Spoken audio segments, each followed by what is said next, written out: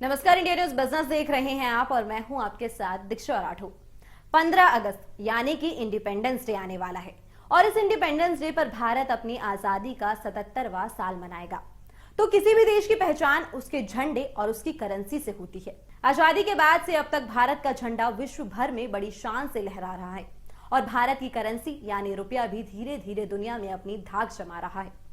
तो आज हम रुपए के वर्चस्व के बारे में बात करेंगे कि कैसे आजादी के 76 साल में रुपया धीरे धीरे विश्व में अपनी छाप छोड़ रहा है।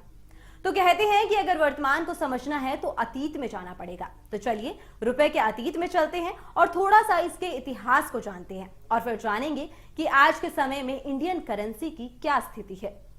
तो इतिहासकारों की माने तो रुपए का पहली बार इस्तेमाल शेरशाह सूरी ने किया था।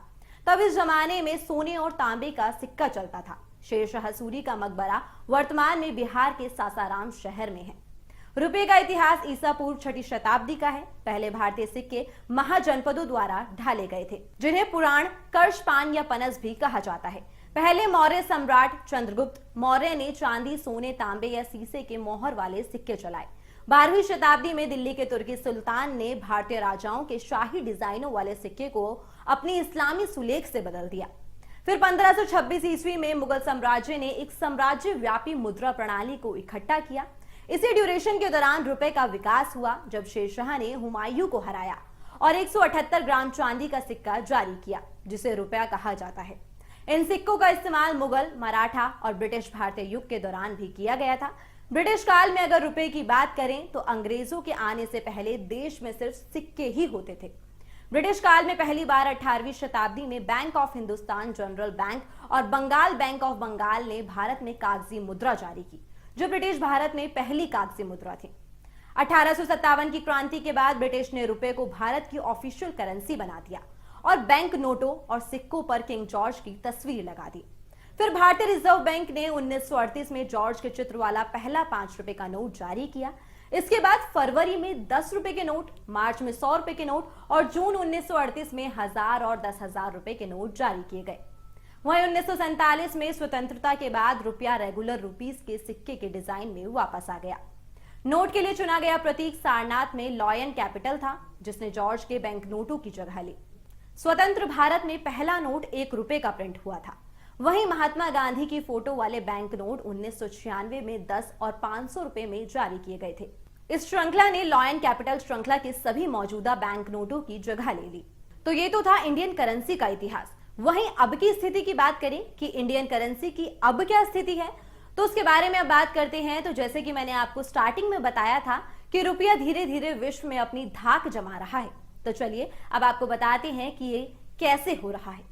दरअसल स्वतंत्रता के बाद देश तो आजाद हो गया, लेकिन भारत दुनिया के नजर में अभी भी गुलाम था, जिसके लिए बहुत जरूरी था कि झंडे के साथ साथ इंडियन करेंसी यानी रुपये की भी धाक बने। देश में रुपये को अंतर्राष्ट्रीय मुद्रा बनाने की कोशिशें आज से नहीं बल्कि सालों से होती आ रही है। अंतर्राष्ट्रीय मुद्रा का मतलब है कि आपकी करेंसी से कितने देश व्यापार करते हैं या फिर आपकी करेंसी को एक्सेप्ट किया जाता है। इसी कदम में साल 2013 में आरबीआई ने बड़ा कदम उठाते हुए फॉरेन इन्वेस्टर्स को मसाला बॉन्ड रखने की परमिशन दी। ये रुपये में मूल्य वर्ग वाले बॉन्ड थे, जिससे फॉरेन इन्वेस्टर्स के लिए प्रॉपर्टी खरीदना और बेचना आसान हो गया। 2015 में आरबीआई ने फॉरेन इन्वेस्टर्स को रुपया डेरिवेटिव में व्यापार करने की परमिशन दी। 2019 में भारत सरकार ने रिजर्व करेंसी के रूप में रुपये का अट्रैक्शन बढ़ाने के लिए एक्सचेंज रेट को उदार बनाना शुरू किया। पिछले कुछ सालों में केंद्र सरकार और आरबीआई की इकोनॉमिक पॉलिसीज ने इंटरनेशनल मार्केट्स में रुपए की मांग में वृद्धि की है, जिससे इंडियन इकोनॉमी के व्यापार और निवेश को बढ़ावा मिला है।